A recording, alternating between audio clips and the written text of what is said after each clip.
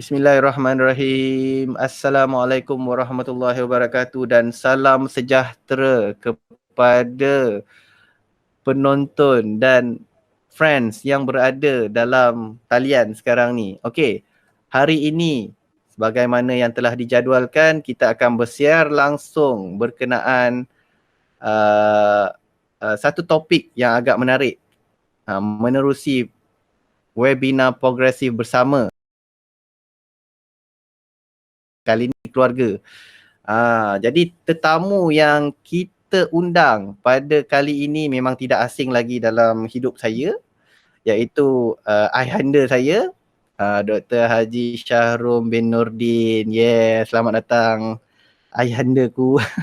Okey, selamat datang. Assalamualaikum warahmatullahi wabarakatuh. Terima kasih kerana menjemput saya dalam sesi ini dan kita akan sama-sama berkongsi apa-apa pengalaman yang mungkin boleh membantu pihak-pihak lain di luar sana. Okey, insya-Allah. Jadi suka seperti biasa sebelum kita mulakan dengan topik kita pada hari ini, suka untuk saya memperkenalkanlah panel kita seperti biasa. Kita cuba memperkenalkan latar belakang panel, walaupun saya dah kenal, tapi mungkin hadirin ataupun penonton yang di luar sana mungkin nak tahu latar belakang. Kalau kita tengok latar belakang ni memang sangat menarik, sebab saya memang dah mengenali ayahanda saya ni memang dah lama, jadi saya tahu, tapi kita nak share pada semua orang bagaimana karier beliau, latar belakang pendidikan beliau. Okey, dari segi sejarah persekolahan, beliau bermula di SK Bacang, Melaka, sekitar tahun 1960-65. Kemudian melanjutkan ke sekolah menengah di SMR 1. Ini pun bila saya pun tanya tadi SMR 1 ni apa, rupanya ada pula dulu term sekolah menengah rendah. SMR 1 Durian Daun Melaka. Kemudian meneruskan pembelajaran di Sekolah Menengah Tun Mutahir Batu Berendang Melaka. Sebelum ke Sekolah Menengah Teknik Ceras KL, ataupun yang mungkin rata-rata ramai generasi terdahulu kenal sebagai TIKL. Kemudian dari segi melanjutkan pelajaran ke Menara Gading, beliau bermula pada tahun 1974 dalam bidang diploma pendidikan dalam bidang fizik. Selepas itu melanjutkan pelajaran ke level sarjana muda Sains Fizik. Ini pure fizik di University of Aston di Birmingham, England. Sebelum meneruskan lagi, dia ada meneruskan lagi dalam ke peringkat sarjana dalam bidang Science Education, majoring in Physics di University of Georgia, Athens, Georgia, USA. Dan PhD beliau di UTM dalam bidang reka bentuk pengajaran. Jadi kalau kita tengok sejarah pendidikan beliau sangat menarik, sangat menarik. Dan dari segi latar belakang kerjaya, beliau mula menjawat jawatan sebagai guru di Sekolah Menengah Kebangsaan Lubuk Cina Melaka, bermula pada 16 Jun 1977. Kemudian berpindah ke Sekolah Menengah Kebangsaan Tun Tijah Melaka, sebelum menjawat penolong pensyarah B di Jabatan Fizik Pusat Pengajian Sains UTM, dengan latar belakang pada ketika itu diploma pendidikan. Kita nampak beliau dah menjawat penolong pensyarah B. Kemudian naik lagi ke tahap seterusnya, penolong pensyarah A di jabatan yang sama. Pada tahun 1985, beliau menjawat jawatan pensyarah penuh di Fakulti Sains sebelum berpindah ke Fakulti Pendidikan sebagai panel Pendidikan Sains, Matematik dan Komputer, Fakulti Pendidikan di universiti yang sama, iaitu Universiti Teknologi Malaysia, iaitu UTM. Mula menjawat jawatan Profesor Madya pada tahun 1996 dan antara jawatan pentadbiran yang pernah diterima dan disandang ialah penyelaras panel sains dan matematik, Ketua Jabatan Pendidikan Sains dan Matematik, dan pada masa yang sama beliau mempengerusikan jawatan kuasa projek sarjana muda Fakulti Pendidikan UTM Singga Bersara, dan saya pun dimaklumkan bahawa beliau juga dijemput oleh fakulti-fakulti lain untuk berkongsi berkenaan dengan penulisan akademik ini. Dan terus terang saya cakap, dalam karier beliau banyak dia buat strategi dan design bagaimana. Jadi kalau terus terang saya cakap, kertas-kertas kerja bagi format dan study berkenaan penulisan akademik yang selalunya memang difokuskan kepada projek sarjana muda dan projek-projek mungkin sarjana penulisan akademik lah yang telah beliau sediakan sepanjang kerjaya beliau. Sekarang ni beliau dah pass dokumen tu pada saya. Jadi memang bila saya tengok memang itu kira macam artwork sepanjang career tu. Dia punya cantiknya, dia punya kertas-kertas kerja, dia ada rasional kenapa kena berapa helai, kenapa kena artikel berapa banyak, sebab dikaitkan dengan kebolehan kita sebagai manusia dan ahli akademik. Dan terus terang saya memang masih rujuk panduan-panduan tersebut. Sangat cantik lah bagi saya. Okay?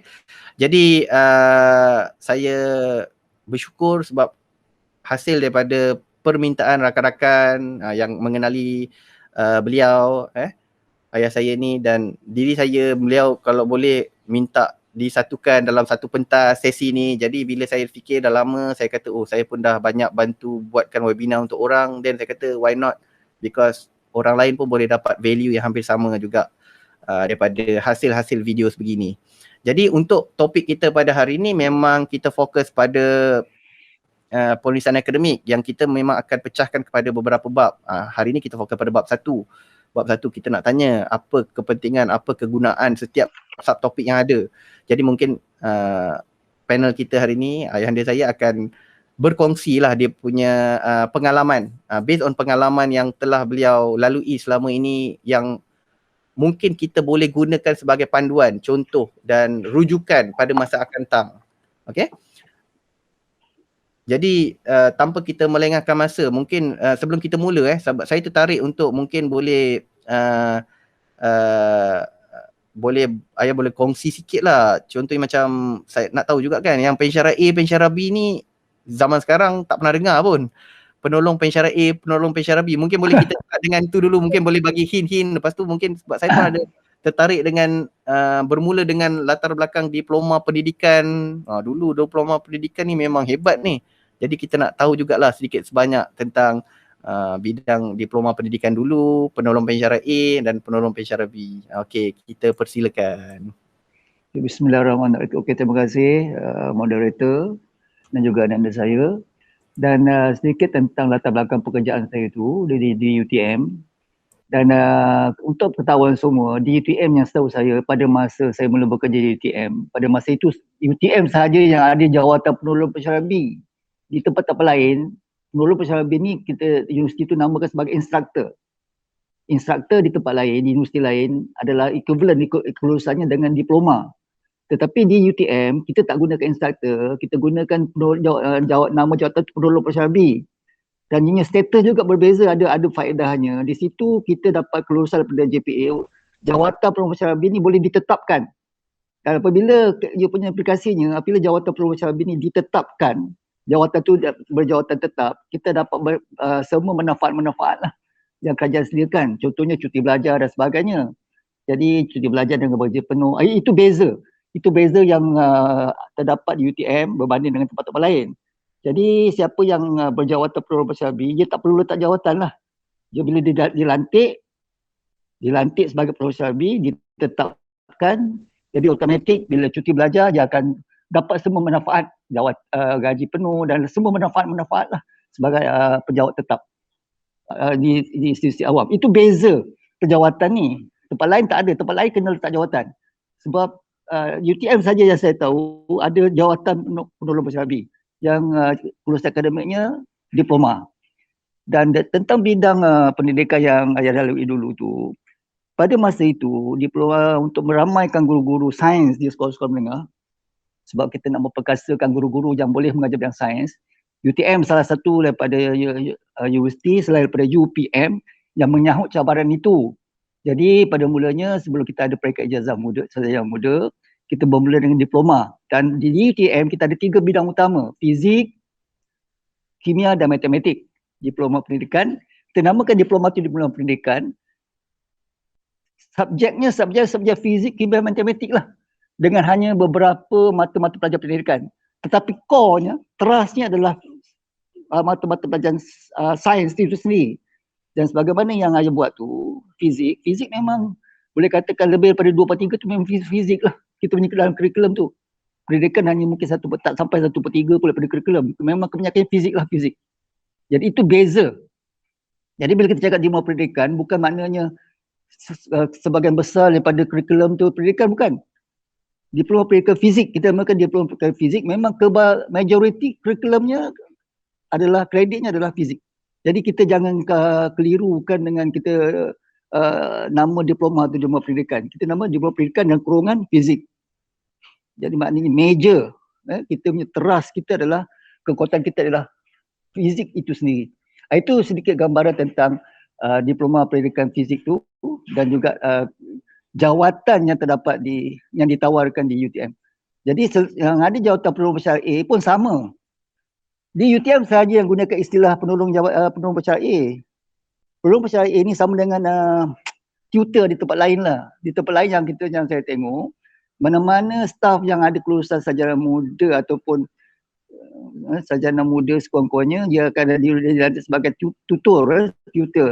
Tetapi di UTM kita tak gunakan istilah tutor. Di UTM untuk mendapat faedah yang sama macam tadi, boleh dilantik, berjawatan tetap dan sebagainya, dapat faedah-faedah, kita gunakan istilah penolong bersyariah. Jadi bila kita tengok kalau staf tu daripada UTM, berjawatan penolong bersyariah, jadi kita tahulah bahawa kelulusan akademiknya ialah peringkat sarjana muda. Faedahnya ialah mendapat semua faedah-faedah yang terdapat dalam peruntukan kerajaan. Cuti belajar, bergaji penuh dan sebagainya. Itu beza perjawatan di UTM dengan di tempat-tempat lain. Okey, jadi kalau kita kata jawatan tu maksudnya nampaklah bermula dengan penolong pensyarah B. Lepas tu A, betul. Lepas tu pensyarah kan. Lepas tu naiklah pensyarah, lepas tu Profesor Madya dan seterusnya. Jadi dari segi kalau kita kata waktu dulu, cabaran dulu, kalau boleh tak share sikit lah sebelum kita mula kan. Kita nak tahu juga ni career ni kan. Akan datang kita akan buat satu spesifik betul-betul lah tentang kerjaya dulu, kini dan selamanya. Kita akan fokus lah. Tapi mungkin boleh beri cerita sikit cabaran jadi pendidik zaman dulu berbandingkan dengan mungkin kita nampak zaman sekarang ni. Oh, ya benar, sebenarnya cabaran tu memang berbeza lah. Cabaran tetap ada dulu, kini dan selamanya cabaran tetap ada dalam mana-mana profession pun. Tapi kita pada masa dahulu, bila kita kata kebanyakannya cabaran itu, yang pertama kita dapati kebanyakannya yang melibatkan diri dalam bidang pendidikan ini khususnya memang rata-rata kita memang betul-betul nak terlibat di dalam bidang itu sendiri, bukan yang terpaksa, bukan terpaksa. Kebanyakannya kalau kita tanya memang dia minat, dia cikgu dan sebagainya. Sebab itu kita dapati dulu-dululah zaman ayah dulu tu, kita dapati kawan-kawan kita tu segala susah payah kita hadapi dalam proses pengajaran pembelajaran tu, pengajaran di sekolah pun kita tak adalah banyak sangat apa-apa berkerenah dan sebagainya. Kita akan usaha atasi apa-apa masalah demi mencampaikan tanggungjawab kita kepada pelajar. Kekurangan kita tetap ada, di mana-mana ada kekurangan. Tetapi kita berusaha untuk mengatasi kekurangan itu dengan cuba mempelbagaikan lah. Terutama dari segi pengajaran kita pada pelajar tu, kita cuba usaha mempelbagaikan sebenarnya. Kita cuba mencari solution. Bagaimana kita boleh membantu. Keywordnya membantu. Bagaimana kita boleh membantu pelajar kita. Asasnya daripada itu ialah kita semua mesti berminat kepada profesi yang kita pilih ni. Itu beza. Tetapi sekarang ni kita tak pasti adakah yang terlibat dalam bidang pendidikan betul-betul mereka nak cuba berminat dalam bidang ni. Dalam bidang profesi ni kita tak pasti, kena buat satu kajian khusus. Apakah yang memohon jawatan ni betul-betul dia faham profesi ni apa, dan ataupun dia sebab ini sebagai pilihan terakhir, kita tak pasti. Tapi pada masa dahulu itu beza. Kalau kita tanya pun memang dia minat. Pernah kita tanya ayah termuduga, ada pernah yang jadi qualified doctor pun. Bukan diploma sains, yang dah ada degree medical perubatan, dia nak jadi cikgu. Jadi maknanya pada itu nilai yang kita kena yang kita dapati. Dulu kebanyakannya memang masuk bidang pendidikan memang betul-betul nak jadi cikgu. Bukan terpaksa jadi cikgu. Tapi sekarang ni kita nampaknya macam guru itu sebagai satu pilihan terakhir untuk dapatkan kerja. Itu perbezaan nilai lah yang kita dah lihat apa yang terjadi sekarang. Dan akhirnya masalah tu akan berlanjutan sampai ke sekolah lah. Sampai ke sekolah. Sebab yang ke sekolah tu kita dapati ada sebahagiannya yang bukan sebab dia berminat dalam forestry itu, tetapi sebab tiada, itu adalah pilihan yang ada. Jadi bila itu pilihan yang ada, kita boleh jangkakan lah bagaimana dia punya hasil kerja apabila berhadapan dengan dalam bilik darjah dengan murid-murid. Okey, jadi bila kita bercakap tentang tadi dah share sedikit pengalaman dia punya cabaran dalam bidang pendidikan ni kan. Dan bila kita bercakap pula tentang penulisan akademik, kita pun maklum penulisan akademik ni kita nampak dah start bermula di tahap sarjana muda pun dah ada yang kena buat projek paper, thesis kan. Macam di UTM ada projek sarjana muda 1, PSM 1, projek sarjana muda 2, PSM 2 kan, di tahun yang berbeza dan setiap tu ada grade kan. Jadi di master pun definitely ada thesis yang perlu dihasilkan dan PhD apatah lagi. Jadi boleh tak kita mulakan dengan apa beza antara setiap level penulisan akademik bagi setiap peringkat pengajian ni, sama ke? Macam mana kita nak tahu, nak bezakan? Sebab nampak macam ada setengah orang dia rasa tak ada beza, ada setengah dia rasa macam di level sarjana ataupun sarjana muda macam tak berapa penting kalau nak dibandingkan dengan level PhD. Jadi mungkin sedikit reflection daripada Ayah tentang perkara ni. Okey, terima kasih. Merujuk pada pengalaman di UTM, yang sebenarnya kalau kita bercakap segi penerusan akademik, sama ada persarjana muda ataupun master atau PhD, dari segi format penulisan sama lah. Cuma ke depth, ia punya in-depth penyelidikan berbeza. Dan kalau kita lihat juga dari segi laporan yang akan kita hasilkan juga kita bezakan. Contohnya kalau di UTM pada masa itu, kalau di peringkat sarjana muda, hanya laporannya kita hanya hasilkan dalam maksimum dalam 100 saja, kita tak mahu tebal-tebal. Itu dari segi ketebalan laporan. Di peringkat sarjana dia 150, di peringkat ataupun di peringkat sarjana dalam kalau di peringkat sarjana dalam 200 muka surat dan di peringkat PhD 300 muka surat. Itu dari segi ketebalan laporan, dari segi ketebalan laporan. Dari segi kredit juga berbeza. Kalau kita di UTM dulu, kita ada 2 tahun pengajian. Di peringkat tahun 3 dan tahun 4 lah. Tahun 3 dua kredit itu hadir wajib. Kreditnya dua kredit hadir wajib. Dan di peringkat yang tahun akhir 4 kredit itu sebenarnya ada grade. Ada grade. Itu dari segi peringkat sarjana muda. Dan di peringkat masters dia ada dia punya kredit sendiri lah. Yang tentu kreditnya lebih tinggi. Itu dari segi kredit. Dan kita kena faham bila kita jaga kredit, dia ada kaitan dengan student learning time. Jadi sebagai seorang pesara, kita jangan lupa bahawa student learning time ini mustahak. Dalam 24 jam misalnya, pelajar kena belajar berbagai-bagai bentuk pelajaran. Jadi kita tak boleh anggapkan bahawa projek itu sahaja yang pelajar itu kena hadapi dalam satu hari. Dia kena bagi-bagikan masa je untuk benda-benda lain. Jadi kalau katakan di peringkat sarjana muda tempat kredit di masa tahun akhir, dan sedangkan pada masa yang sama dia ada beberapa kredit, belas kredit untuk subjek lain. Jadi kita kena fikirkan bahawa pelajar itu kena membahagikan masanya untuk membuat penyelidikan.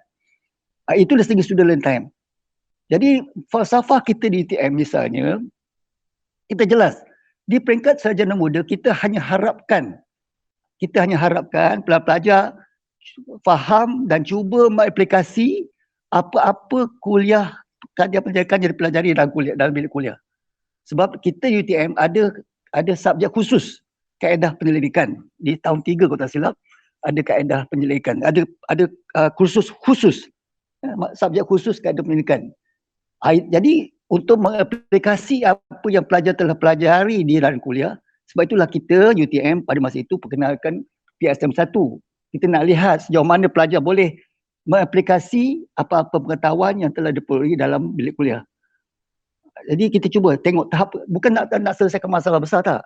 Sejauh mana dia faham yang dikatakan cadangan projek itu apa, cadangan penyelidikan itu apa, yang kita kata objektif itu apa. Semua itu telah didapati dalam kuliah sebenarnya. Dalam kuliah kaedah penyelidikan telah diperkenalkan. Cuma dia peringkat sarjana muda, dia peringkat projek PSM1, kita nak tengok dia boleh tak aplikasikan. Cuba buat proposal, itu PSM1. Kemudian pada PSM2 ada kredit, cuba kutip data tengok macam mana. Itu falsafah kita, kita tak nak pergi terlalu jauh. Seolah-olah nak menyelesaikan satu masalah yang betul-betul wujud. Kita tak macam itu, kita ada falsafahnya itu untuk aplikasi, lebih kepada kebolehan untuk mengaplikasi. Itu tahap PSM kita. Dan kita tak mahu menyalahgunakan pelajaran untuk mengkaji benda-benda yang luar daripada skop kajian kita, skop PSM, level PSM. Itu beza. Memang beza tetap adalah. Cuma dari segi format penulisan, pengenalan, bab 1, bab 2, bab 3, dari segi format tu sama sebenarnya. Hanya ke perincian, in depth tu berbeza lah, sepatutnya berbeza. Okey. Jadi kita boleh mulalah dengan topik kita pada hari ni berkenaan dengan bab 1. Jadi kita fokus kepada subtopik yang ada dalam bab 1. Sebagaimana yang kita maklum, memang ada setengah pihak kata subtopik ini tak perlu, ada yang perlu, memang tak dinafikan, bergantung pada penyelia. Tetapi mungkin kita boleh dengar penerangan pada hari ini kenapa pentingnya subtopik tertentu. Apa-apa pun decision memang daripada penyelia lah. Jadi dari sini sebagai seorang pelajar kita dapat sedikit input dan pada masa yang sama kita boleh fikir secara rasional dan ada justifikasi kenapa setiap subtopik yang dicadangkan itu perlu ada dalam sesebuah bab itu. Okey, jadi kita mula dengan soalan ni sebenarnya soalan yang pernah dikumpulkan satu ketika dulu. Yang soalan ni pun antara soalan-soalan yang favourite lah daripada pelajar-pelajar, terutama sekali daripada pelajar saya dan daripada sumber daripada Facebook group, satu group yang memang kita buat untuk research method. Jadi antara kita mula, yang pertama kalau kita tengok setiap bab 1 dia akan ada mula dengan pendahuluan ataupun pengenalan. Jadi mungkin boleh kongsikan kenapa kena ada pendahuluan dengan pengenalan ni. Lepas tu mungkin boleh teruslah bagaimana nak tulis pengenalan, dan sebenar-benarnya pengenalan dengan pendahuluan ni kita nak tahu apa yang kena ada tulis dalam ni. Sebab saya nampak ada kadang-kadang kita baca level master ke PhD ke, ada kalanya mereka tulis pengenalan di bab 1 ni macam literature di bab 2. Jadi mungkin Ayah boleh sharekan lah kepentingan kita mula dengan yang benda ringan-ringan dulu, yang pendahuluan dengan pengenalan. Okey, silakan. Okey, terima kasih. Untuk bab 1 ni, apabila kita sebagai penyelidik nak buat satu penyelidikan, kita kena mula-mula sekali kita kena kenal pastilah apa isu yang kita minat untuk kaji. Biasanya kita memilih isu ni atau masalah ni yang biasanya untuk memudahkan kerja kita yang berkaitan dengan latar belakang kita lah. Kalau kita seorang guru, biasanya atau sebaiknya kita akan cuba memperbaiki bidang kita. Sebab kita ada sedikit sebanyak knowledge tentang bidang kita, guru. Kita janganlah kita cuba nak kaji benda-benda tentang benda-benda lain yang bukan bidang kita, sebab pengetahuan kita tak ada di situ. Jadi biasanya itu satu yang kita kena ingat lah. Yang kita kena ingat, sebaiknya kita bila buat penyelidikan, kalau kita di bidang pendidikan, kita kajilah benda-benda yang berkaitan dengan pendidikan.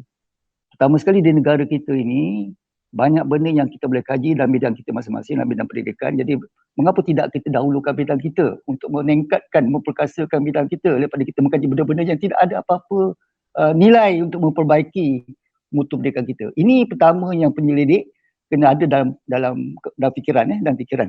Terutama guru-guru yang mendapat beasiswa kerajaan. Kita tak mahu memilih masalah-masalah yang tidak ada sumbangan kepada ke arah memperbaiki sistem pendidikan. Kita tak mahu. Dan kita minta supaya panel di mana-mana universiti kena sedar ni. Research, kalau bila kita cakap penyelidikan, asalkan kita mengikut scientific method, semua penyelidikan. Ada hipotesis, ada data, ada kesimpulan sebagainya, itu penyelidikan. Tapi ada pendidikan yang berguna, ada pendidikan yang mungkin tak ada apa faedahnya pun untuk pembangunan negara. Dan dalam konteks kita di Malaysia, ada banyak benda yang kita kena kaji, yang kita perbaiki. Jadi khusus kepada guru-guru yang mendapat, terutama yang mendapat beasiswa kerajaan, dia mesti mencari masalah yang boleh memperbaiki sistem pembelajaran di negara kita. Itu asas. Jadi panel beasiswa sebagainya kena beri perhatian ini. Soalan-soalan khusus kena disediakan. Bagaimana kajian yang anda akan lakukan ini akan membantu negara kita untuk memperbaiki sistem pendidikan. Ini soalan kita tanya. Dan penyelidik kena jelas. Bakal penyelidik kena jelas. Kita kena membantu negara. Itu mesti. Sebab kita bukan dengan belanja sendiri, kita belanja kerajaan. Ada banyak masalah yang sedang kita hadapi dan kita kena cuba bantu benda-benda ini. Itu satu. Jadi apabila kita dah ada itu dalam fikiran kita, apabila kita terpilih untuk membuat penyelidikan, nak mula menulis, kita dah nampak apa isu yang sedang diperkatakan dalam bidang kita. Pendidikan ada macam-macam. Ada macam-macam bidang dalam pendidikan. Apa yang kita minat? Mungkin kita minat tentang pengajaran. Kita tengok pengajaran ini menyumbang kepada pencapaian. Mungkin ada kita minat benda-benda lain. Jadi pendidikan pun sendiri ada luas. Bidang pendidikan itu luas. Jadi di situ kita fokus lagi. Apabila kita cakap bidang pendidikan, aspek mana? Aspek mana yang kita nak kaji? Kita fokuskan lagi. Kita narrow down. Daripada umum pendidikan, kita narrow down. Pendidikan tu ada macam-macam. Kita narrow down lagi. Kaedah pengajaran tu ada macam-macam. Kita narrow down lagi. Apa yang kita minat? Kaedah pengajaran. Kaedah pengajaran mana satu yang kita minat? Contohnya modular instruction, pengajaran bermodul. Kita narrow down. Apa pengajaran bermodul? Apa aspek yang kita nak nilai? Kita narrow down lagi. Itu cara kita nak mulakan penulisan di peringkat pengenalan. Akhirnya, bila kita dah narrow down itu semua, daripada yang very broad kepada yang sangat fokus, kita akan mula menulis di peringkat pendahuluan. Kita timbulkan isu dalam bidang pendidikan. Mula-mula umum dalam bidang pendidikan, khususnya dalam pengajaran. Kita dapati banyak benda yang kita boleh baiki, contohnya dalam konteks kaedah pengajaran. Sebab kita dapati apa yang sedang berlaku sekarang ini macam kurang memberi impact kepada pencapaian pelajar. Contoh, kalau kita berminat kepada pencapaian pelajar, kalau kita minat pada pencapaian pelajar itu akademik. Jadi kita dah narrow down. Jadi di situ kita cuba tarik perhatian. Di peringkat pendahuluan ini kita cuba menarik perhatian pembaca kepada bidang yang sedang menghadapi isu-isu dan khusus kepada apa yang kita minat nak kaji.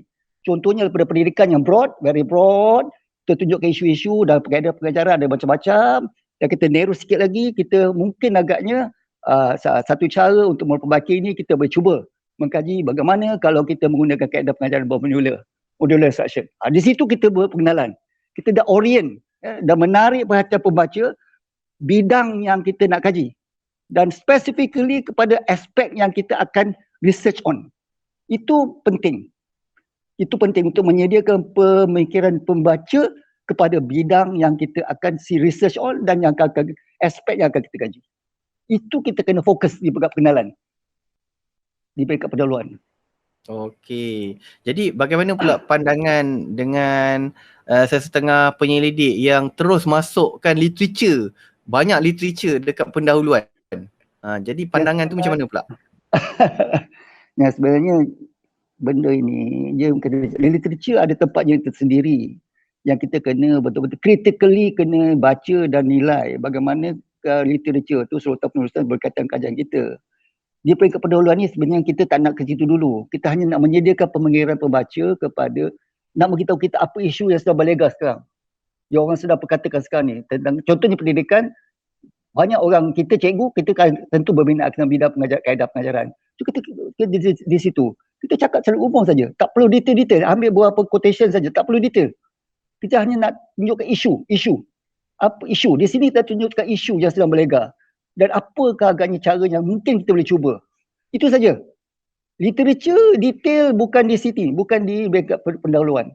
Itu akan kita bincang critically di peringkat bab-bab lain. Literature serta penulisan. Dia ada bab yang tersendiri. Itu beza. Kita hanya nak tunjukkan isu, nak orient, nak menarik perhatian pelajar kepada bidang apa yang kita nak kaji. Itu ia punya fungsi pendahuluan. Okey. Jadi kalau ada yang buat pendahuluan ni sampai 7 perenggan tu macam mana pula? Itu yang sebenarnya di peringkat pendahuluan ni tak perlu macam itu. Kalau dia pandai menggunakan bahasa, dia kalau gunakan bahasa, walaupun bahasa tu bahasa yang mudah, dia pandai berbahasa, tak perlu sampai pendahuluan sampai 7-8 buku surat, tak perlu sebenarnya. Dia hanya nak menarik isu. Sebab kan bukan nak ceritakan tentang literature review. Kalau literature review memanglah muka akan lebih detail. Kita akan buat compare dan kontras sebagainya. Di sini tak perlu sampai begitu panjang lah sebenarnya. Tak perlu sebenarnya, tak perlu. Kita Okey. hanya nak menarik perhatian, nak beritahu isu dan apa agaknya yang kita boleh cadang. Cuba cadang lah dan kita kaji. Kesan. Okey, Tak perlu. jadi kita dah dengar sedikit tentang latar belakang ataupun kita dah dengar sedikit penerangan berkenaan pengenalan pendahuluan ni. Jadi semua hopefully dapat maklum perkara tu. Okey, kita teruskan dengan subtopik yang seterusnya. Kadang-kadang berkenaan dengan latar belakang bagi permasalahan kajian ataupun kadang-kadang dia nyatakan penyataan masalah. Jadi macam mana pula kepentingan subtopik ini? Dan apa sebenarnya elemen yang sangat penting dalam subtopik ini? Yang selalunya kita dengar banyak pembaca kata subtopik ni paling penting, penyataan masalah ni kalau tak dapat nak highlight masalah memang research tu tak ada value lah. So macam mana tu? Okey, silakan. Okey, terima kasih moderator. Jadi sebenarnya terlupa tersenang ada peringkat awal. Kita ada peringkat ijazah tinggi, terutamanya ada peringkat sarjana dan masters. Bab satu ini memang sangat kritikal lah. Biasanya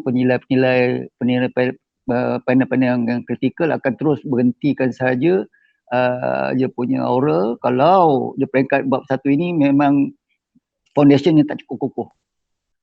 Jadi pada bakal-bakal penyelidik dia terutama masters yang full thesis dan PhD, dia kena faham bab satu ini adalah foundation. Dia mesti ada asas yang kukuh sebelum kita luluskan dia untuk meneruskan penyelidikan.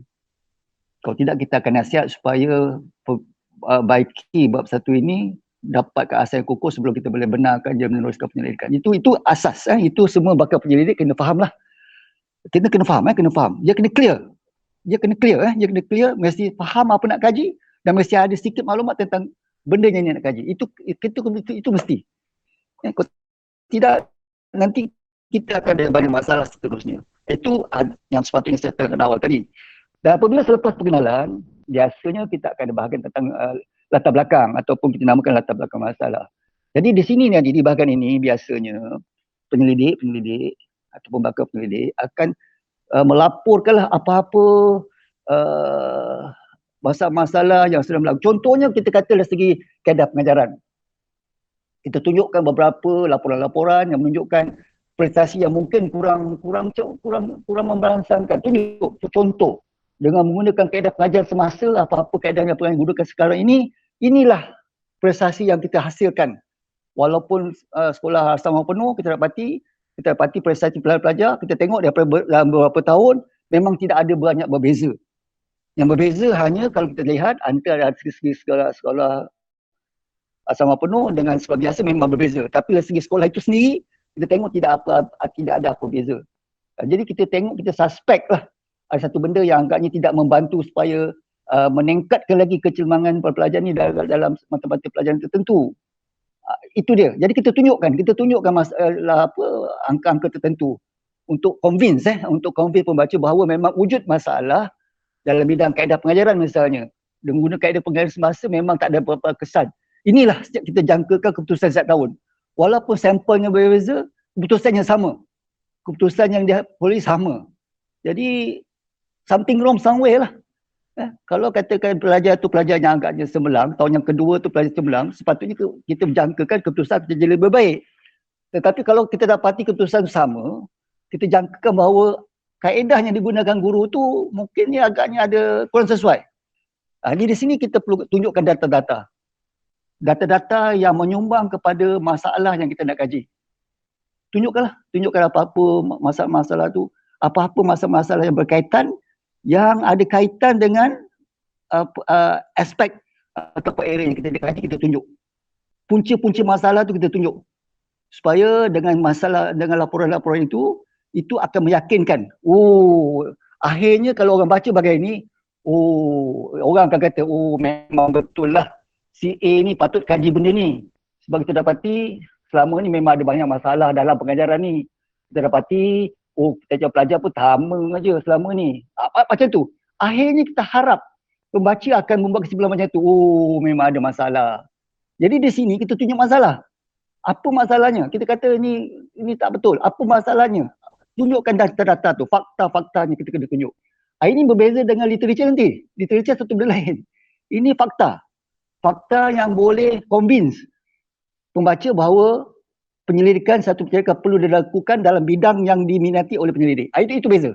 Jadi ini yang kita kata, ini sangat kritikal. Penyelidik kena buktikan bahawa memang ada masalah dalam bidang yang dikaji. Kalau dia gagal untuk membuktikan bahawa ada masalah, memang kita tak benarkan lah. Kita tak nak lah tu tahu kita buat kaji suka-suka, tak boleh. Terutama yang dapat beasiswa kerajaan ni tak boleh suka. Kita mesti boleh meyakinkan panel bahawa memang satu kajian perlu dilakukan dalam bidang yang hendak dikaji. Ini beza, ini pentingnya latar belakang masalah. Okey, bila bercakap tentang masalah dalam subtopik penyataan masalah ni, adakah perlu meletakkan semua masalah tu di subtopik ataupun hanya fokus pada masalah yang ingin dikaji? Sebab ada sesengah penyelidik yang kita nampak diletakkan banyak betul masalah dekat situ. Jadi kita pun tak nampak pun sebenarnya you nak buat research pasal apa. Sebab masalah tu lalu banyak. Jadi macam mana tu? Jadi mula-mula sebenarnya kalau kita nak lebih senang orang faham, mula-mula selepas pendahuluan kita akan ada satu topik latar belakang masalah. Di latar belakang masalah tu kan tunjukkan berbagai-bagai masalah yang berkaitan dengan bidang yang kita nak kaji. Macam-macam lah, ada macam-macam masalah. Sebaiknya kita fokus pada benda-benda yang kita kaji lah, sebaiknya macam itulah yang kita cuba. Itu di bahagian latar belakang masalah. Dan seterusnya kita akan sebaiknya dalam banyak-banyak masalah tu apa sebenarnya aspek mana, masalah mana sebenarnya kita nak kaji. Di situlah akan kita wujudkan lagi untuk mudahkan pemahaman pembaca. Di situlah kita akan wujudkan satu lagi subtopik penyataan masalah. Dalam banyak-banyak masalah, fakta-fakta kita tunjuk dalam latar belakang masalah, kita pilih satu yang kita minat nak kaji. Kita tak nak selesaikan semua, kita satu minat kita nak kaji dan kita akan wujudkan satu subtopik lain yang kita nama sebagai pernyataan masalah. Itu dia. Jadi di situ nanti bila pembaca baca dia jelaslah, ada banyak masalah. Memang patut kajian dia buat, tetapi si A ni hanya nak kaji benda ini. Benda inilah yang kita akan tulis dalam pernyataan masalah. Okey, jadi maksudnya di situ selepas subtopik pendahuluan pengenalan, dia akan ada satu subtopik, cadangannya adalah satu subtopik latar belakang masalah. Kemudian baru masuk satu lagi subtopik penyataan masalah. Betul ke macam tu? Betul. Okey, jadi maksudnya jadi lebih fokus lah dia dari satu benda yang luas, dia makin fokus. Okey, dan bila bercakap tentang penyataan masalah, dia memang perlu bercakap dari segi fakta. Bukan fakta, mungkin daripada laporan-laporan tertentu. Begitu ke? Itu dalam subtopik awal, latar belakang masalah. Okey. So dalam subtopik latar belakang masalah ni kita bercakap saya fikir itu benda-benda yang kita tak mau. Dalam latar belakang masalah kita nak meyakinkan pembaca bahawa memang betul-betul wujud masalah. Jadi kena tunjukkan fakta sebenar lah. Fakta sebenar yang berkaitan dengan benda yang kita nak kaji. Contohnya pencapaian pelajar, memang ada berkaitan dengan contoh dengan kaedah pelajaran kan, dan juga benda-benda lain. Jadi kita nak akan kaji bagaimana kaedah pengajaran yang berbeza ni boleh kaitkan, boleh ada kaitan dengan pencapaian contoh. Jadi kita tunjukkan pencapaian lah. Mungkin juga ada kaitan kaedah pengajaran ni ada kaitan dengan sikap. So kita tunjuk kalau ada kajian berkaitan dengan sikap pelajar dalam ada mata-mata pelajaran tertentu, kita tunjuk fakta hasil kajian yang menunjukkan memang ada masalah ni, Pelajar tak minat fizik, mengapa? Pencapaian fizik lemah, mengapa? Orang katanya mengapa ni selama ni macam ini juga. Tak ada cara lain ke? Apa kaedah yang cikgu gunakan ni? Sekian tahun sekolah baik pun macam ni juga. Sekolah ni lagi sekolah lemah. Itu maksud dia. Itu maksud dia. Jadi dari segi kalau orang kalau saya macam Nizam nampak sekarang ni latar belakang masalah ni, kalau penyelidik dia letak literature di sini, macam mana? Literature sebenarnya kita tak galak ke situ. Sebenarnya literature ni kita di literature ni sebenarnya kalau kita kata macam bab 2 contohnya ada memang khusus tentang literature. Jadi latar belakang masalah ni bukan literature. Latar belakang masalah ni masalah. Apa masalah yang telah berlaku dan sedang berlaku yang kita nak kena tunjukkan untuk meyakinkan pembaca bahawa perlu satu kajian. Kita nak akhirnya perlu satu kajian dilakukan. Macam mana kita nak sampai orang berkata itu? Kita mesti tunjukkan masalah yang sedang berlaku dan yang telah berlaku. Tetapi kalau kita kata literature tak kata masalah. Literature hanya melaporkan apa yang kajian tu laku, yang dah hasil dari kajian. Dia tak cakap masalah biasanya. Kita tak nak, itu bukan literature. Ini masalah. Masalah-masalah yang telah dah sudah berlaku. Sehingga kan yang saya kata tadi, pembaca akan buat kesimpulan, oh memang ada banyak masalah. Patut kajian berlaku. Macam itu. Jadi di sini bukan literature. Di sini masalah yang berfakta. Kita mesti fakta. Bukan saya fikir itu tak mau. Fakta. Ini tunjuk faktanya ataupun kajiannya yang menunjukkan masalah. Sehingga perlu satu kajian. Ini beza. Ini beza. Kita kata masalah. Jadi tunjukkan apa masalahnya. Jadi kita kalau contohnya kalau kita temu duga pelajar nak buat master PhD, awak nak kaji apa? Kita akan tanyalah, awak nak kaji apa? Apa masalah dia? Jadi bila jawapan pelajar tu, bila kita tanya apa masalahnya, awak nak kaji ni, jawapan dia, kalau kita terima, jawapan itu mesti tulis dalam latar belakang masalah. Kalau kita terima, setuju dengan jawapan pelajar yang nak buat research tu, itu jawapan itu akan tulis dekat latar belakang masalah. Kita tak tanya siapa buat ni, siapa buat tu, itu literature.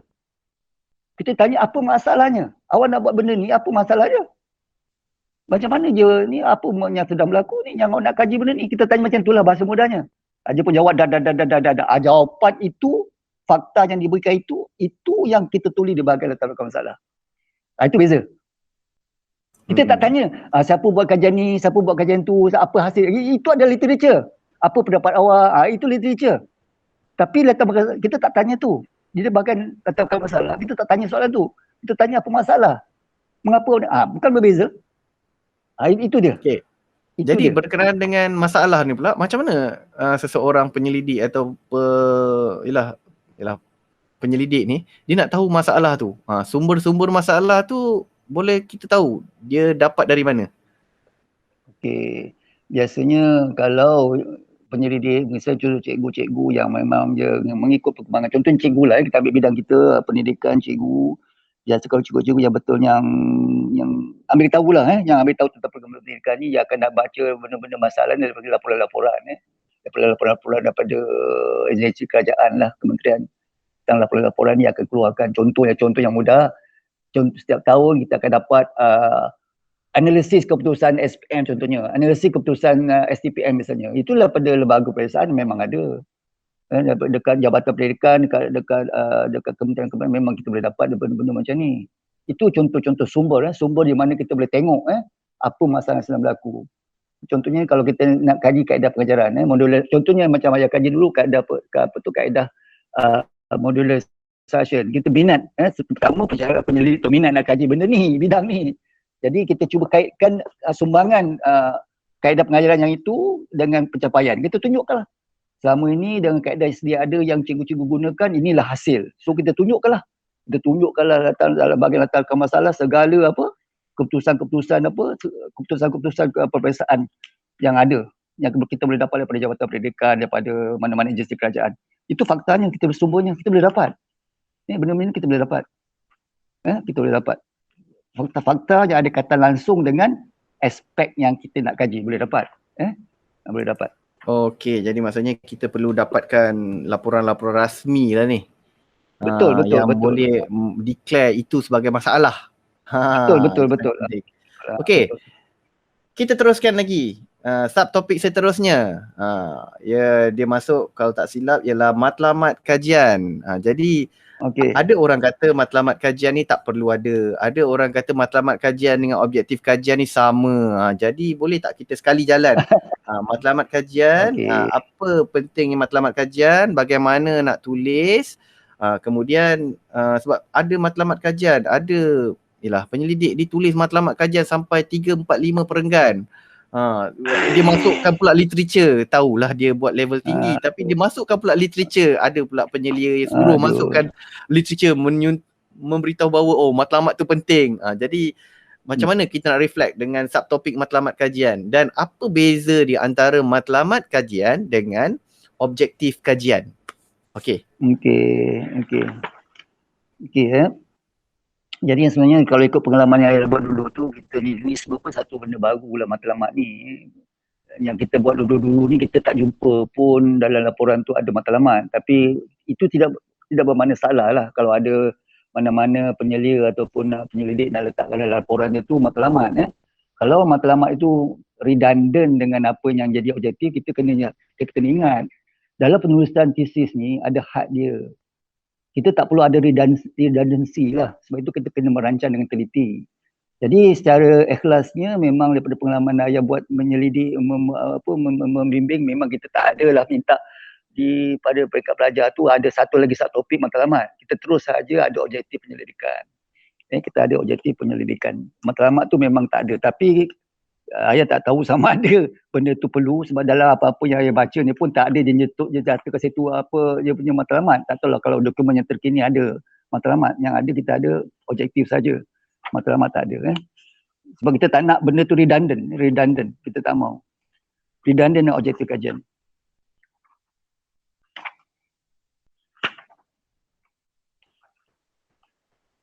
Okey, jadi bila cakap tentang objektif kajian, sebab macam ada yang beritahu matlamat kajian ni dibagi contoh. Ni bagi contoh je lah bagi contoh. Matlamat kajian, kita bagi satu contoh. Matlamat kajian nak menang pertandingan bola sepak.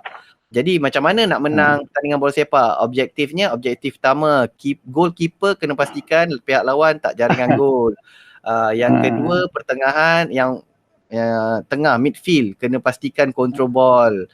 Yang ketiga, objektifnya adalah pastikan striker jaringkan gol. Jadi kebanyakannya tu dia akan capai matlamat. Matlamat ni kalau macam sekarang ni orang banyak cakap tentang goal lah, goal aim, research goal, research aim. Jadi itu yang kita nampak ada kekeliruan antara perbezaan matlamat dengan objektif. Jadi objektif ni dia lebih secara objectively boleh dinilai, boleh dikira. Dia ada dia punya smart element tu. Kan, yang matlamat tu dia lebih broad, umum. Saya nak menang bola sepak. Itu dia punya matlamat. So itu kita nampak ada perbezaan antara matlamat dengan goal lah. Matlamat dengan research objektif. Jadi di situlah yang kita nampak kepentingan zaman sekarang lah, kalau itu pandangan Nizam lah sekarang ni, supaya kalau kita nampak dari pendahuluan tadi dah cantik lah, ada flow cantik, penyataan masalah, lepas tu ada penyataan masalah kan, lepas tu matlamat, lepas tu dia masuk lebih fokus sikit supaya pembaca lebih faham apa yang ingin dia sampaikan, dia kaji. Betul. Jadi kalau bercakap tentang research objektif, RO ni pula, objektif kajian ada yang kata, you punya research objektif ni tak cukup hot, tak cukup lot, tak cukup maksudnya level tinggi ataupun terlalu mudah. Jadi macam mana tu dia punya penerangan yang perlu kita, mungkin kita nak, macam mana kita nak formkan research objektif yang hot, yang ada higher order thinking element dengan ataupun research objektif yang memang level lot, lower order thinking skill ni kan. Macam mana? Silakan. Okey lah. Sekali lagi kita kena balik kepada penyelidik. Penyelidik kena faham apabila kita membuat penyelidikan, bermula di peringkat sarjana muda, tapi sarjana muda itu sebagai latihan saja, di peringkat sarjana dan seterusnya. Kita sebenarnya buat satu penulisan ilmiah. Bila kita penulisan ilmiah, kita tak boleh, maksudnya kita tak boleh tulis suka-suka lah. Kita kena, setiap yang kita tulis tu kita kena berfikir. Bila lah kita kena ada proses berfikir, di situ dah kita gunakan hot ni. Mengapa, kenapa, bagaimana dan sebagainya. Benda-benda ni kena selalu bermain di fikiran kita apabila kita nak menulis. Jadi satu yang penyelidik kena faham, yang kita nak lakukan ini satu penyelidikan akademik, ilmiah. Dan kita nak buat satu penulisan ilmiah yang akan dibaca oleh kelompok tertentu.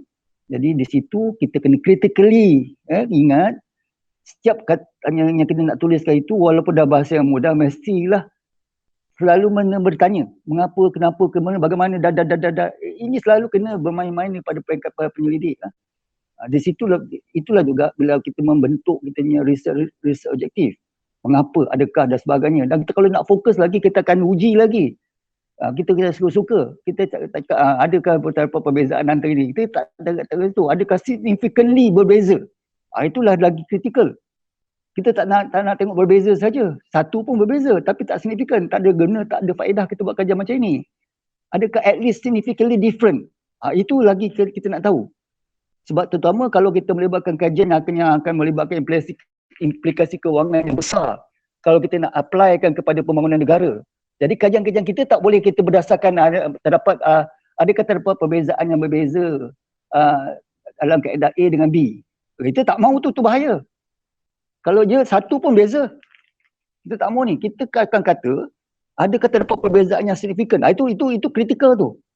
Terutama kalau kita nak akan berancang, kerajaan akan ambil hasil kajian kita ni nak gunakan dalam penambahbaikan sistem pendidikan, akan melibatkan ruangan yang besar. So kita kena hati-hati dalam pembentukan sistem pendidikan. Supaya nanti apabila dilaksanakan di peringkat pelaksanaan untuk memperbarui sistem, kita tak akan melaburkan wang tanpa ada kesan yang baik. Di situ kita kena betul-betul lah, kena gunakan hot di situ, kena berhati-hati dalam pembentukan kita punya objektif penyelidikan. Sebab itu kita sekurang-kurangnya dari segi statistik walaupun kita tak dah sepatutnya tepat apa yang kita statistikkan, sekurang-kurangnya itu lebih baik daripada kita kata kaedah A lebih baik daripada kaedah B, kaedah C ada. Itu kita tak boleh, itu bahaya. Kita tak mahu benda-benda macam ni. Kita tak boleh pegang ni. Bahaya, terutama kalau kita nak laksanakan sistem pendidikan yang melibatkan wang yang besar. Kita kena at least ada rujukan. Dia berbeza tu macam mana? Bersignifikan level mana? Itu yang sebenarnya bila kita bertanya itu sebenarnya sudah mengaplikasikan hot di dalam kerja-kerja kita.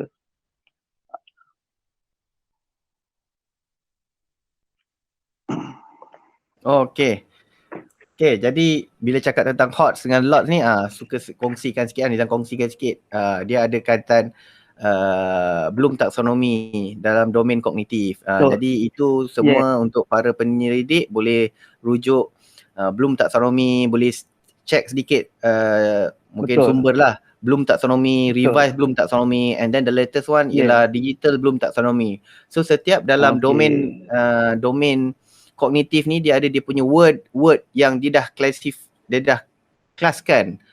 Dia HOTS ke dia LOTS. Jadi di situ yang at least sebab kita tak buat research tentang taksonomi ni, jadi disebabkan ada pihak yang buat research tentang ini, jadi apa jadi ialah kita boleh gunakan perkataan-perkataan verb, kata kerja yang telah dikumpulkan dalam satu kumpulan yang tertentu supaya dia boleh reflect kepada HOT dan dia boleh reflect kepada LOTS.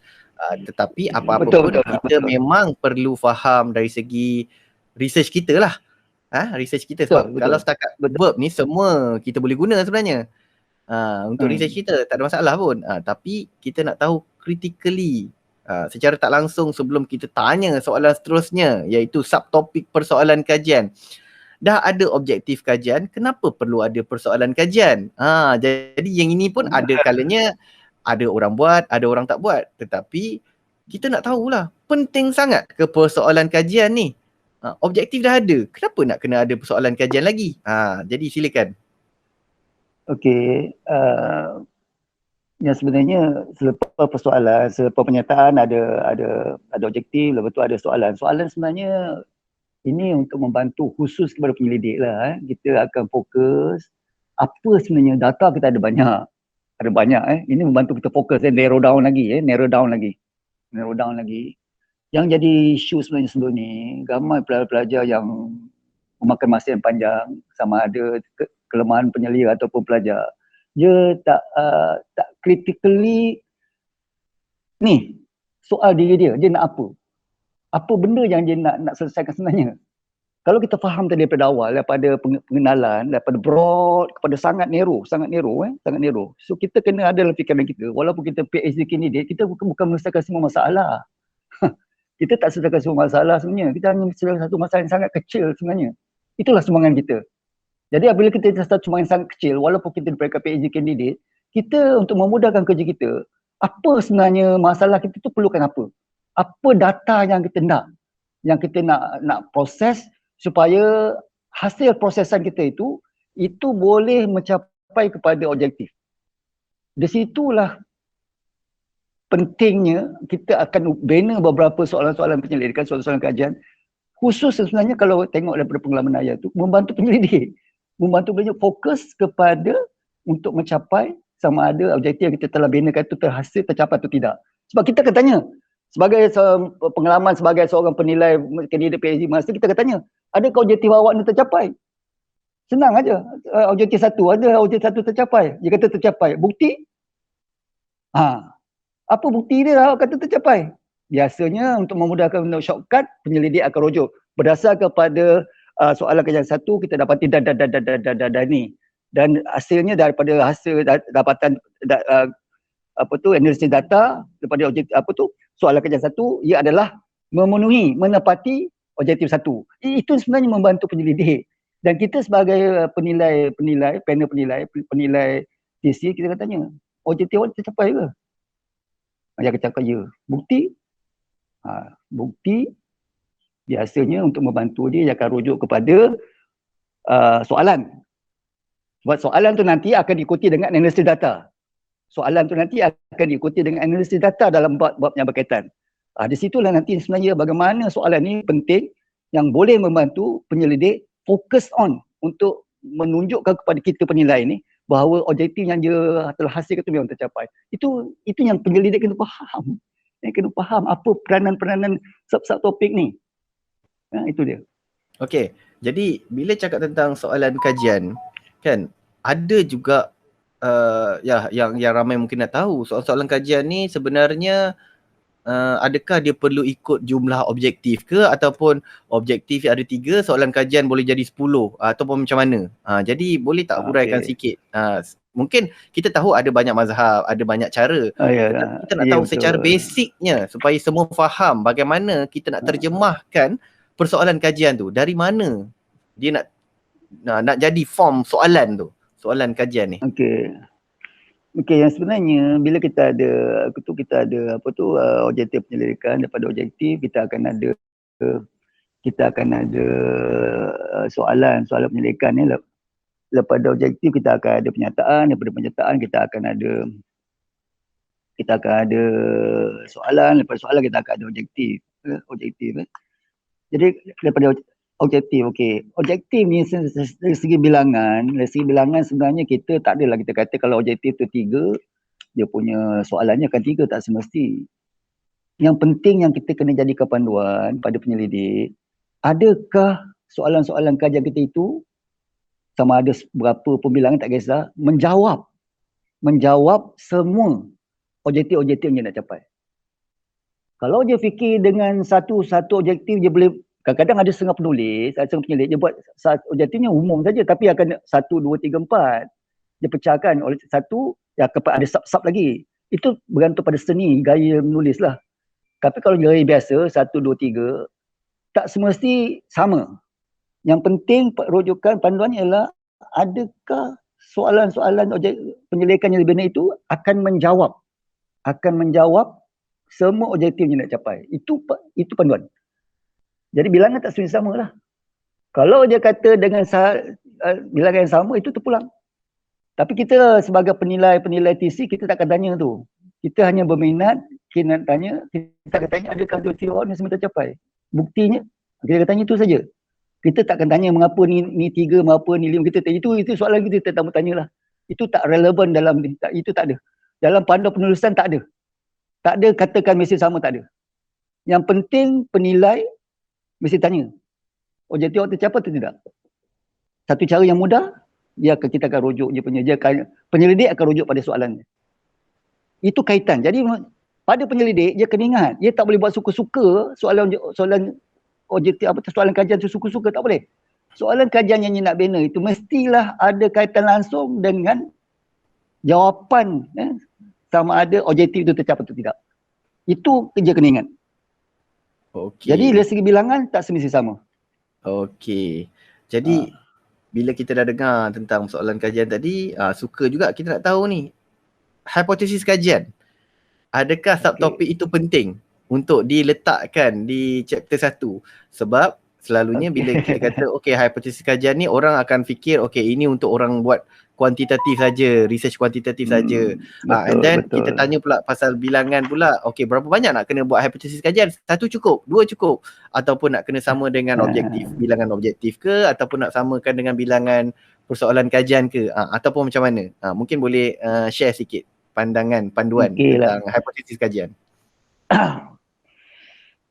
Hipotesis kajian bergantung kepada latar belakang, mungkin latar belakang penyelia tu jugalah, ada kaitan latar belakang penyelia. Kalau di peringkat contohnya, kalau di peringkat sarjana muda, memang kita pun tak ada menekankan sangat kepada hipotesis kajian ni. Memadai kalau pelajar itu boleh tunjukkan kepada kita apa kajian punya soalan kajian, apa soalan kajian, apa objektif yang nak capai. Tetapi di peringkat yang lebih tinggi, memang kadang-kadang kita galakkan jugalah supaya sekurang-kurangnya pelajar itu tahu hipotesisnya apa fungsi hipotesis dalam satu penyelidikan. Biasanya kalau penyelidik itu tidak berminat untuk nak menguji hipotesis itu, tidak ada null hipotesis, dia boleh saja tuliskan hipotesis itu dalam bentuk yang hipotesis sebenar. Tak ada salahnya. Dan kalau tak ada pun, kalau pada peringkat penyelidik tu rasa okey, dia boleh menjawab soalan, yang penting objektif tercapai. Yang penting objektif penyelidikan itu tercapai. Ini hanya academic exercise saja. Hipotesis itu hanya academic exercise. Cuma dia akan jadi perlu ada kalau penyelidik itu gunakan kuantitatif, pendekatan yang kuantitatif, perlu diuji null hipotesis dan sebagainya. Di situ perlulah dituliskan apa hipotesisnya. Kan? Kalau dia memang nak buat ujian ke signifikan signifikannya. Kalau setakat dia nak cakap tak ada apa-apa ujian signifikan, itu terpulang pada kehendak penyelia lah. Tapi tidak ada apa-apa yang menyatakan bahawa hipotesis itu mesti. Tak ada dalam mana-mana kita kata mesti, tak ada. Dalam kalau kita ada pun hanya penyataan hipotesis dan kenyataan sebenar, benar. Bukan hipotesis benar. Itu saja. Tapi kalau nakkan ujian, itu kita memang mesti ada lah. Bila kita kata contohnya, adakah terdapat perbezaan yang signifikan pada pencapaian pelajar antara menggunakan kaedah A dan kaedah B? Adakah terdapat perbezaan signifikan? Di situ jelas. Dari pernyataan soalan itu jelas. Perlu ada hipotesis. Sebab kita akan menguji hipotesis null dengan null hipotesis dengan alternative hipotesis. Di situ perlu. Tetapi kalau setakat nak tahu adakah terdapat perbezaan tu, setakat macam itu kita tak ada nak apa-apa, tak ada keperluan.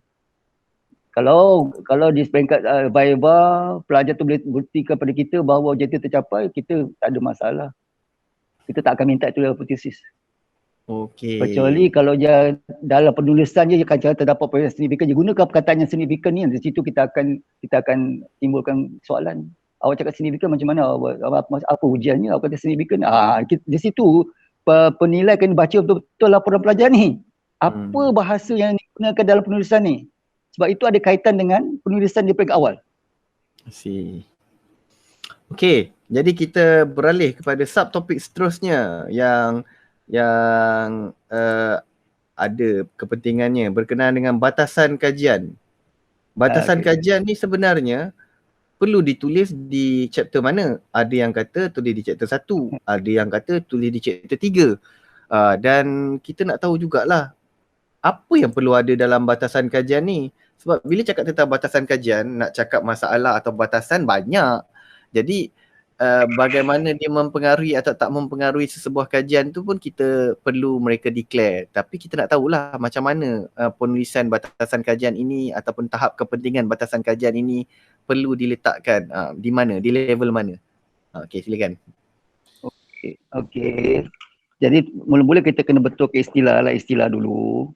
Sebab kita kalau bila kata batasan ni, adakah batasan tu kita masukkan limitation atau batasan tu kita masukkan scope?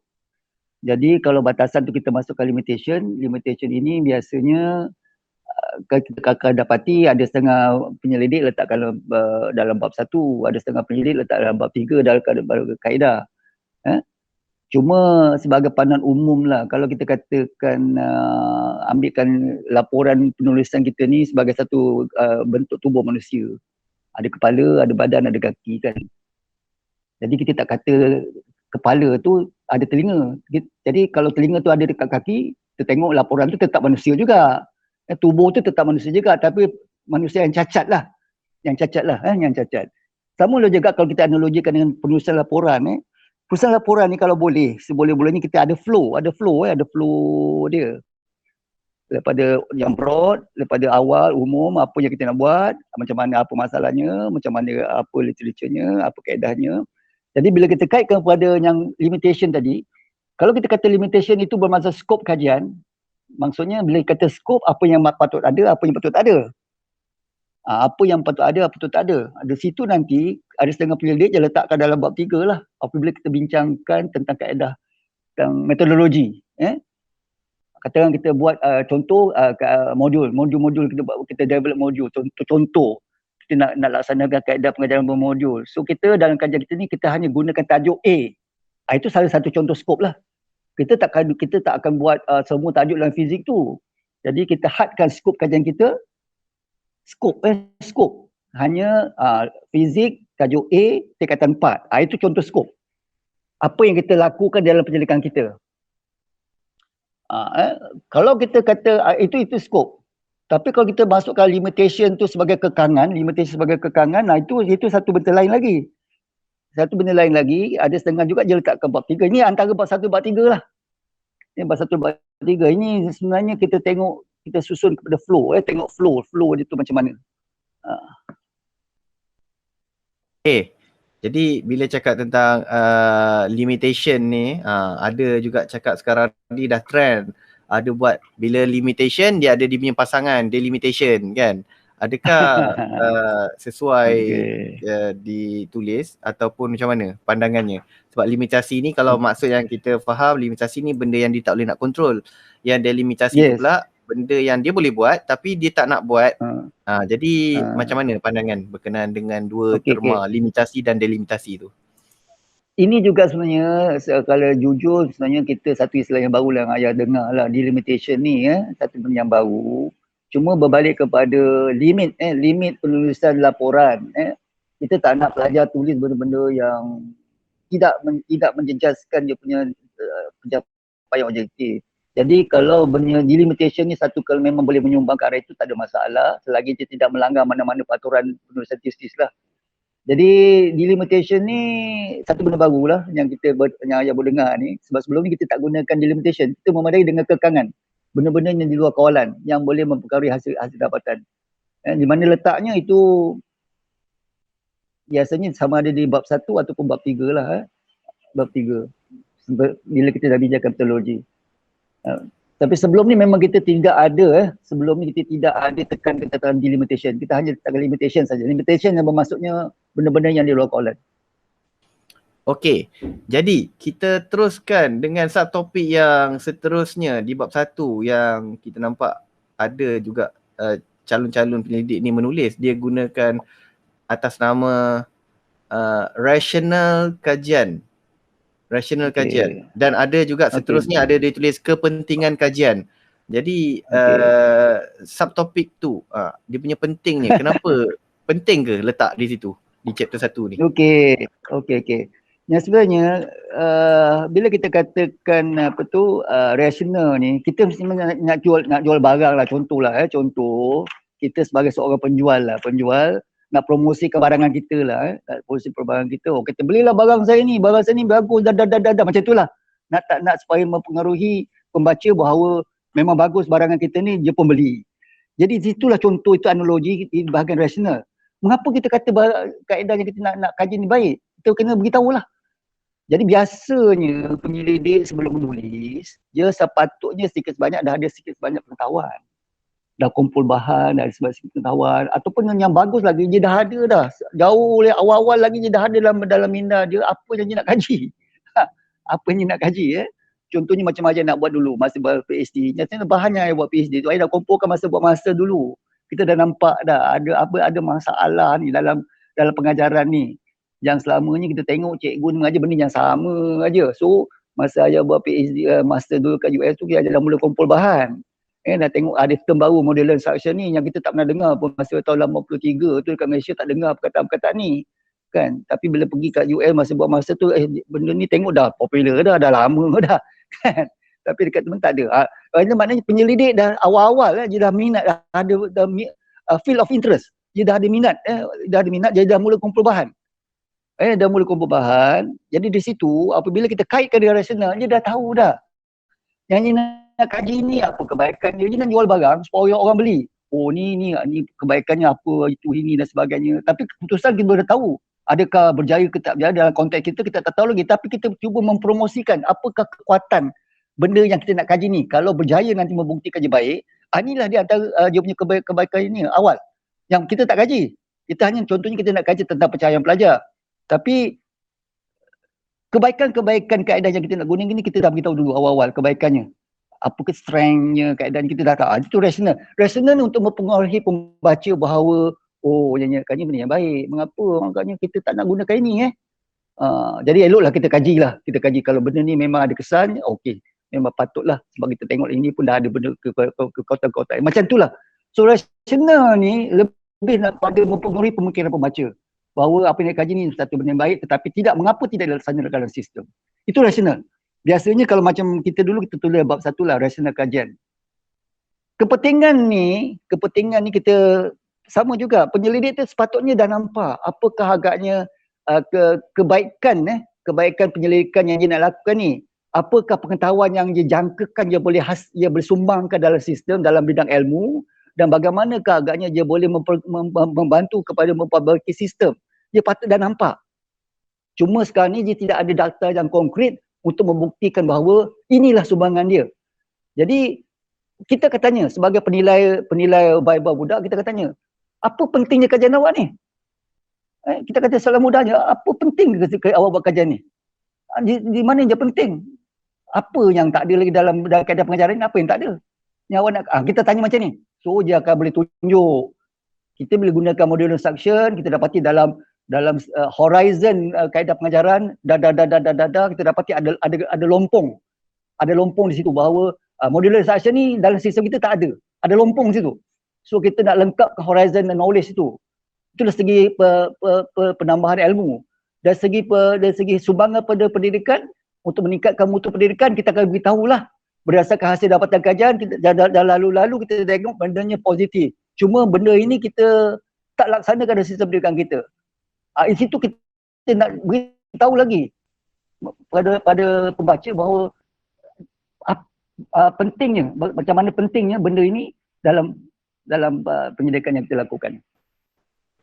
Okey, berkenaan dengan rasional dengan kepentingan kajian ni, bagaimana pula perlukah kita nak letakkan citation tertentu dalam topik ni, sebab memang citation yang berbentuk literature tu memang Nizam rasa macam orang gemar lah letak. So macam mana tu? Kita dah sebenarnya citation ni kita tak ada salah citation, tapi di sini kita kena keluarkan kita punya sebagai penulis, penyelidik, kita kena ada knowledge, tapi apa kita tuliskan itu mesti ada sokongan lah, tapi bukan semuanya citation tak. Kita hanya apa yang kita perkatakan tu kita perlu sertakan sokongan itu saja, bukan semua citation. Kalau semua citation kita katanya apa sumbangan awak, kita akan tanya macam tu pula. Awak letak di rational semua citation, jadi sumbangan awak apa? Kan? Apa sebenarnya kan? Awak nampak ke? Awak faham ke ni apa kebaikan awak yang awak kaji ni? Why awak mengapa buat kajian ni? Kan? Itu selalu terperangkap dekat situ lah selalunya. Kita kalau sebagai penilai baik-baik, kita tanya je kan? Apa dia kan? Kalau semua citation, awak dalam duration semua citation, jadi apa citation awak dah tahu. Sekarang apa yang sebenarnya dalam fikiran awak yang kita nak tahu? Yang kita nak tahu, yang awak akan gunakan, buktikan nanti daripada data yang awak kumpul. Kan? Jadi awak keluarkan buah fikiran, dan buah fikiran awak tu akan dibuktikan betul dengan data yang awak kumpul. Tapi sebelum itu, awak adalah side sikit-sikit kan nak menunjukkan bahawa memang benda ni ada kaitan. Tapi dalam konteks kita benda ni belum dibuktikan. Okay. Kalau tidak, kalau kita hanya citation, kita je akan terperangkap di situ lah. Sumbangan awak apa sebenarnya? Okey, jadi awak tahu tak apa ni. Jadi macam itulah. Baguslah dapat gambaran bagaimana kita nak tulis rasional dengan kepentingan tadi tu. Kena jaga sikit. Kena hati-hati jugalah. Jangan tiru-tiru je. Orang buat kita buat. Okey. Penting pun sama. Kita teruskan satu lagi subtopik yang tidak kurang pentingnya. Penting juga sebenarnya. Definisi operasi ataupun definisi istilah untuk terminologi terlibat. Jadi apa pentingnya subtopik ini Dan bagaimana Okey. pula ditulis? Adakah setiap istilah yang ditulis tu perlu diterangkan dengan panjang lebar sampai 5-6 perenggan ataupun macam mana? Sebab Okey. kenapa memang nampak ada trend kadang-kadang pelajar ni ditulis bila Nizam baca dah macam aku rasa macam literature. Semua subtopik macam literature. Tahu memang Okey. kita tahu dia banyak membaca, tapi Ah, adakah penting nak kena tulis sampai 5-6 perenggan dalam definisi operasi ataupun istilah ni? okey. Ataupun Dan kita nak tahu juga dia punya kegunaan subtopik ni. okey, okey. Okay, silakan. Jadi sebenarnya bila kita cakap diferensiasi istilah ni, benda tu dalam satu penyelidikan penting. Penting. Itu yang saya cakap penting tak penting, benda tu penting istilah. Tetapi cuma yang kita nak kena ingat, kita tak semua istilah-istilah yang ada tu kita letak. Kita tak mahu itu yang kita dapati dalam laporan-laporan penyelidikan. Kadang-kadang penyalahan SPM pun dia letak untuk apa? Benda yang orang tahu tak payah letak. Tak payah letak. STPM orang dah tahu dah. Dia KPM orang dah tahu dah. Benda-benda yang orang dah tahu ni itu bukannya diferensiasi istilah. Tak perlu. Dalam diferensiasi istilah ni khusus operational definition ni khusus beberapa istilah yang khusus yang ada kaitan pada tajuk, yang ada digunakan pada tajuk, yang ada digunakan pada objektif dan tempat-tempat kritikal ni yang khusus, ada maksud yang khusus yang digunakan pada tajuk, pada penyertaan masalah, pada objektif yang mempunyai maksud yang tersendiri. Contoh kalau kita katakan berkesan. Berkesan, apa maksud berkesan? Jadi penyelidik akan kata dalam konteks penyelidikan saya, keberkesanan bermaksud sejauh mana kaedah ini boleh meningkatkan markah. Itu berkesan dalam konteks penyelidikan apa yang kita buat. Mungkin penyelidik lain tulis keberkesanan juga pada tajuk dia, tajuk tesis. Keberkesanan. Jadi pada penyelidik B, keberkesanan dia mungkin dia merujuk kepada sejauh mana kaedah modular ni boleh menarik sikap pelajar. So di situ maksud-maksud yang khusus ini penyelidik mesti tekas beritahu. Mesti beritahu pembaca. Yang dimaksudkan keberkesanan kaedah modular ni apa? Jadi dalam tarikh operasi ataupun istilah, penyelidik akan menyatakan keberkesanan dalam konteks kajian ini adalah sejauh mana kaedah yang dilaksanakan itu boleh meningkatkan markah secara berkesan. Itu dia. Kita kena nyatakan tu secara berkesan. Mengapa secara berkesan, secara signifikan? Sebab kita nak uji. Is there any significantly different between kaedah A dan B? So kata signifikan tu kita kena bawa juga. Kita tak kata berbeza saja. Berbeza dengan signifikan dengan kaedah tradisional.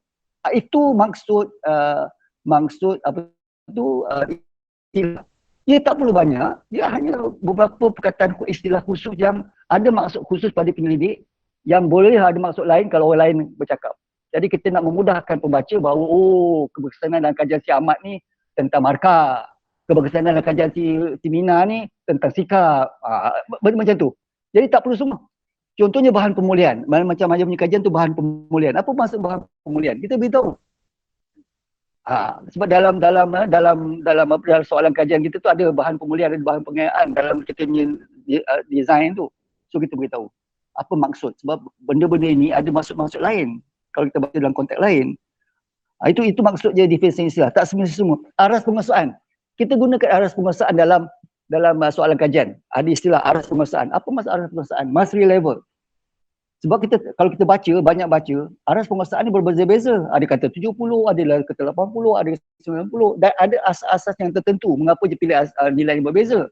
So dalam konteks kita, aras penguasaan bermaksud bila kita kata pelajar itu menguasai, bermaksud dia sekurang-kurangnya telah mendapat markah apa? 70%.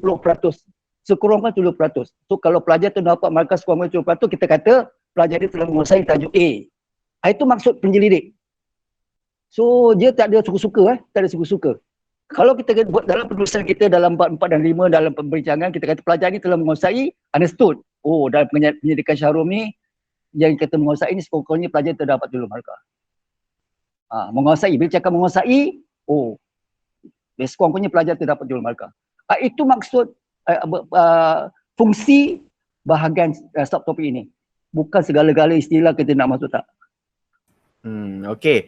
Jadi bila cakap tentang subtopik ni, kita perlu maklum lah. Maksudnya definisi ataupun istilah itu maksud yang akan digunakan sepanjang penulisan ini akan dibuat, kan? Konsisten, betul. Sama dari bab 1 sampai bab akhir. Habis. Macam contohnya dulu Betul. Nizam ingat lagi, Ayah ingatkan Nizam. Okey, multimedia. Nizam kata multimedia. Multimedia ada dua maksud yang besar. Multi perkakasan dengan multi elemen. So dalam reason Nizam ni fokus mana? Fokus mana kan? Fokus mana satu? Supaya Itu pembaca kita beritahu. dia dapat pemahaman yang sama apabila membaca ataupun berjumpa atau dia terjumpa terma-terma perkataan-perkataan ni sepanjang dalam penulisan tu. Jadi kita nampak dekat situlah kepentingannya, dan kita pun kena faham bahawa bahagian ini bukannya bahagian singkatan. Kan kita perasan sebelum kita mulakan tu ada jadual singkatan kan. Macam kita nampak ada juga yang tulis KPM dekat bahagian ni. Kenapa nak kena tulis KPM dapat tulis istilah itu dekat bahagian singkatan? Itu luar. Itu luar daripada topik bab 1 ni. Jadual kan. Luar teks. Okay. Jadi semua kena maklum lah tentang beberapa, this is technical je, tapi kita kena faham. Once kita dah faham, kita akan lebih faham bagaimana nak gunakan. Yes. Okay, yang terakhir, setiap bab akan ada penutup. Kenapa setiap bab kena ada penutup? Okay. Dan apa yang kena ada dalam penutup ni? Macam penutup bab 1. Okay lah. Okay, itu sebenarnya dari segi formatting memanglah. Dari segi formatting mana-mana pun berujukan kita tengok. Dari segi formatting memang ada awal dan ada akhirnya. Ada awal, ada akhir, itulah ada lumrahnya. Ada awal, ada permulaan, ada akhirannya. Dalam tesis memang biasanya kita akan ada penutup atau perumusan. Itulah segi lumrahnya macam itulah. Macam tu. Jadi kita nampaklah kita punya flow of ideas tu dah bab 1 dah tutup habis sampai situ. So kita akan mula next bab, kita mula balik, kita tutup. Jadi kita tahu kita punya pemikiran tu dah selesai satu persatu. Okey. Dari segi apa nak tulis, biasanya kalau dalam bab 1 itu, dalam bab 1 rumusan ataupun penutup dalam bab 1, yang kita akan jadi macam summary apa yang telah kita bincangkan dalam bab 1, summary dia. So kita dengan menggunakan bahasa yang kita mungkin kita pandai berbahasa, dalam 20 muka surat ke atau 15 muka surat kita boleh ringkaskan mungkin dalam 1-2 muka surat di peringkat summary just summarize apa yang kita telah tuliskan dalam bahagian bab 1. Dan selain daripada itu, dalam bab 1 juga kita akan ceritakan juga secara ringkas apakah flow yang akan kita jumpa, isi-isi kandung apa ni, bahan-bahan yang kita jumpa dalam bab-bab yang berikutnya. So akhirnya kalau orang yang memang tak ada banyak masa nak baca tentang kita punya tesis ni, dia akan buka aja bab 1. Dan pada penutup bab 1, dia tengok pada penutup bab 1, dia baca dekat situ, dia dah ada idea. Oh, dalam bab 1 ni dia ada benda-benda ni. Dalam bab 2 dia ada sikit benda-benda ni, dalam bab 3 dan seterusnya. Jadi maksudnya dengan cara itu dia membantu pembaca lah untuk mendapat idea tentang keseluruhan apa yang tertulis dalam tesis tu. Itu pada bab 1. Pada bab 2 dan seterusnya sampai habis, penulis biasanya di bahagian penutup akan meringkas, summarize apa-apa yang dia laporkan di dalam bab-bab yang berkenaan. Itu yang biasa yang kita buat lah. Itu biasa kita buat. So sebenarnya apa faedahnya? Faedahnya di samping kita membantu penyelidik itu sendiri kena pandai. Bila aku cakap dengan bahasa yang mudah, apa ada dalam bab 1 ni? Aku cuba terangkan sikit. Itulah dia, jawapan itu dalam penutup. Itu pada faedah pada penyelidik. Kalau kena bayar nanti kita ada apa dalam bab 1 ada apa. Jadi jawapan itu penutup. Pada pembaca pula, dia tak ada bahasa nak baca semua ni begitu tebal, dia akan tengok dalam penutup-penutup ni akan dapat gambaran, oh dalam ni ini dia benda-benda ni. Dia nak tengok apa. Semua benda-benda tu dia akan tengok dekat situ. Bagaimana dia akan berkaitan satu sama lain, semua dekat situ. Dalam bahagian penutup tu. Itu biasa yang kita buat lah. Okey, jadi dengan penutup tu saya rasa Nizam rasa semua kena maklum sebab kenapa dia memang penutup. Apa-apa yang ada mula kena ada tutup supaya pembaca pun okey, bab 1 dah selesai, nak fokus masuk bab seterusnya. Kalau tak ada penutup, tiba-tiba nanti pembaca akan tanya, ni dah habis ke ataupun tak print lagi ke ataupun apa ni sebenarnya.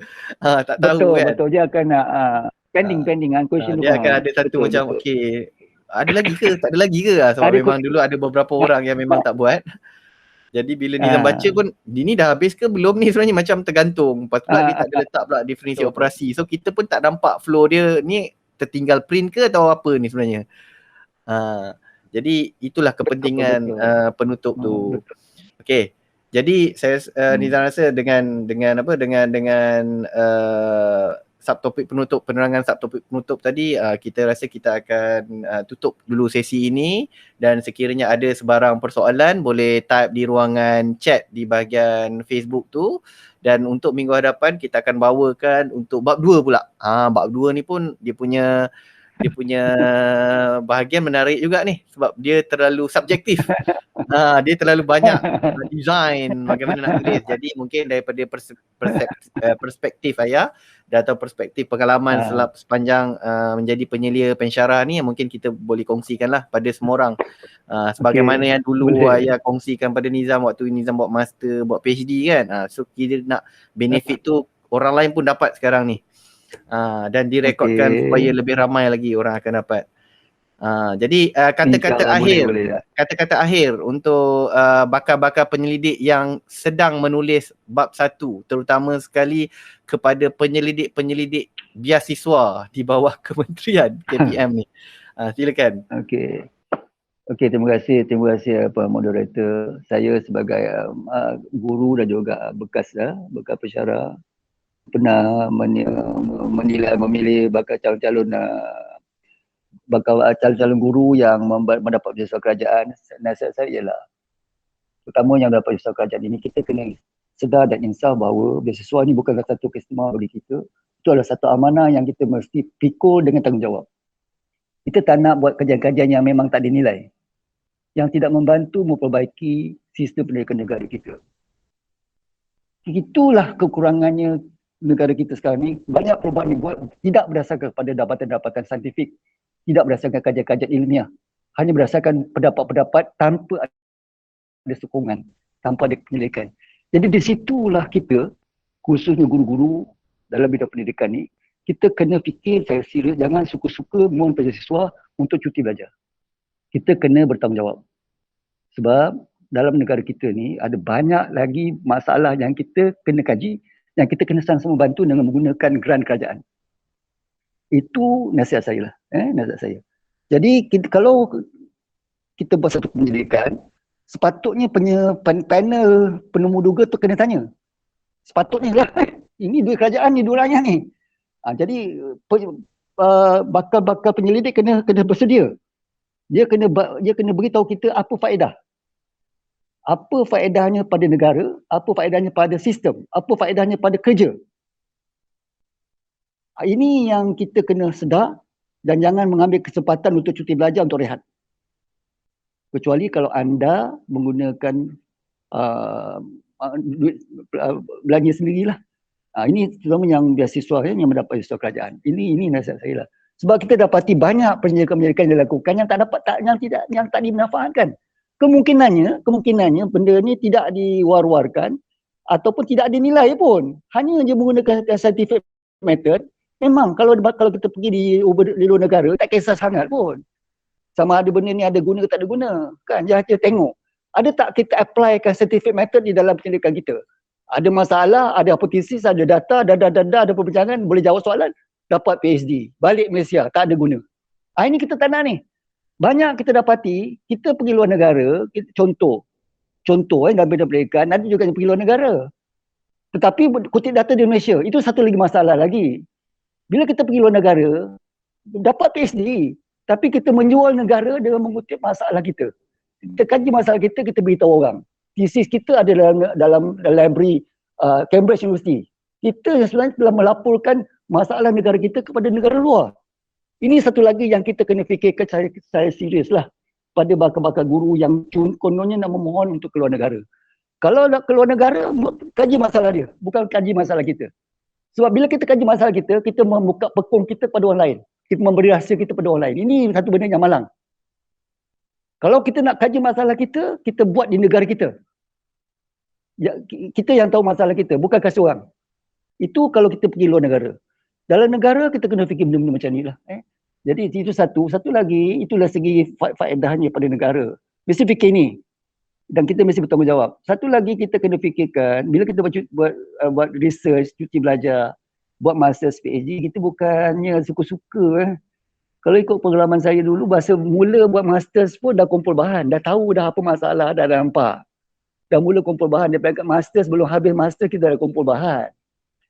Ini bukan sebab kita sebab nak cuti, kita nak cuti kita buat minta master. Tak ada persediaan. Jangan buat benda macam ni. Yang sebenarnya kalau ikut pengalaman kita, pengalaman saya, kalau yang PhD sangat senang. Walaupun saya dengan macam-macam masalah masa cuti belajar apa, saya boleh selesaikan masa yang singkat.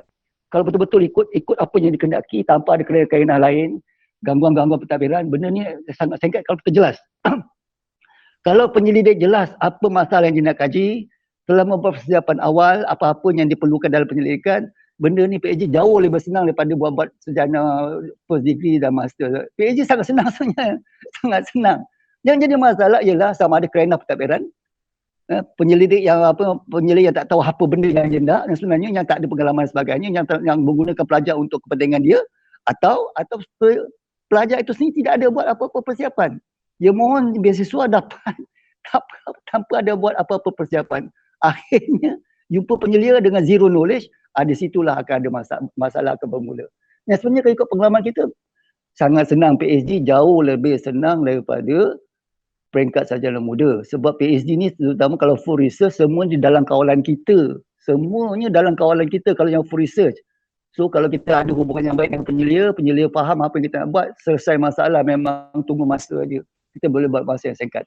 Pertama sekarang ni kita boleh dapat maklumat dengan mudah. Dengan mudah kita boleh dapat maklumat untuk kita tulis.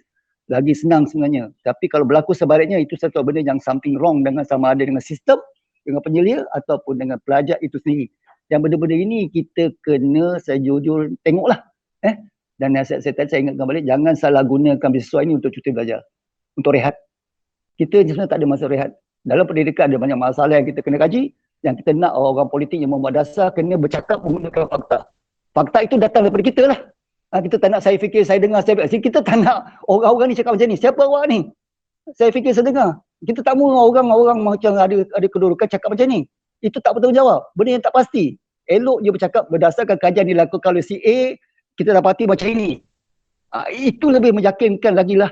Kita nak macam itulah. Jadi sama-samalah kita mengambil kesempatan ini supaya kita sama-sama bertanggungjawab, supaya fund yang kita gunakan para rakyat itu tidak disalahgunakan. Sekian. Okey, Alhamdulillah. Jadi dengan berakhirnya nasihat-nasihat tersebut. Tapi tadi ada tergerak sikit nak tanya kan tentang apa namanya.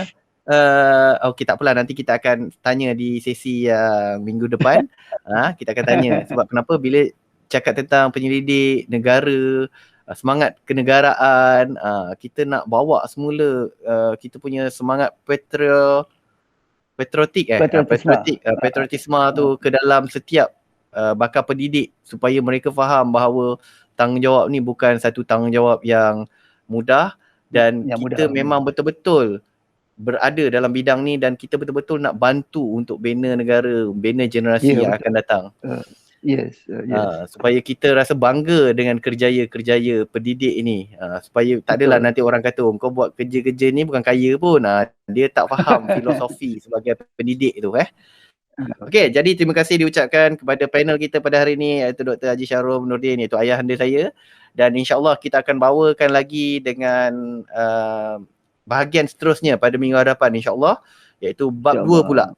Bab 2. Kalau boleh kita nak cuba penuhi sampai at least sampai bab 5 setiap minggu ni. Supaya dia memberi panduan kepada yang lain nak tulis tu macam mana. Sebab selama ni bila Nizam jumpa student pun mereka belajar dalam kelas tapi tak diterangkan secara terperinci lah setiap subtopik tu untuk apa. Yang paling penting kadang-kadang dengar ada yang beritahu, penyelia suruh kata kan faham sendiri pendahuluan tu nak macam mana. Dia macam tu je simpelnya. Jadi tak salah, betul. Sebab mungkin penyelia tu menganggap bahawa waktu master you dah buat, at least dia dapat gambaran macam mana nak buat. Tapi kita pun tak pasti sebab latar belakang bidang pengajian di setiap universiti berbeza-beza, penekanannya pun berbeza-beza. Jadi di situ yang kita nak nampakkan supaya kita punya webinar ni ataupun kita punya sesi ni memberi manfaat yang lebih kepada mana-mana pelajar dari segi dia nak menulis secara teknikal ni nanti, supaya at least dia dapat panduan lah. Dan selepas ni kalau dia nak rujuk pun dia adalah rujukan yang boleh dijadikan. Kalau dia kata okey, dia ada tengok video, dia boleh bincang dengan penyelia dia, dan penyelia dia mungkin tak terfikir pun apa yang kita pernah bincangkan dalam sesi ni tadi kan. So menjadi buah mula untuk perbincangan yang lebih kritikal. Okey, terima kasih lagi sekali lagi diucapkan atas kesudian ayahanda bersama dalam sesi ini, dan insya-Allah kita akan jumpa lagi pada sesi yang berikutnya, sesi yang akan datang. Sekian, wabillahi taufiq wal hidayah. Wassalamualaikum warahmatullahi wabarakatuh. Okey, jumpa lagi. Assalamualaikum. Waalaikumsalam.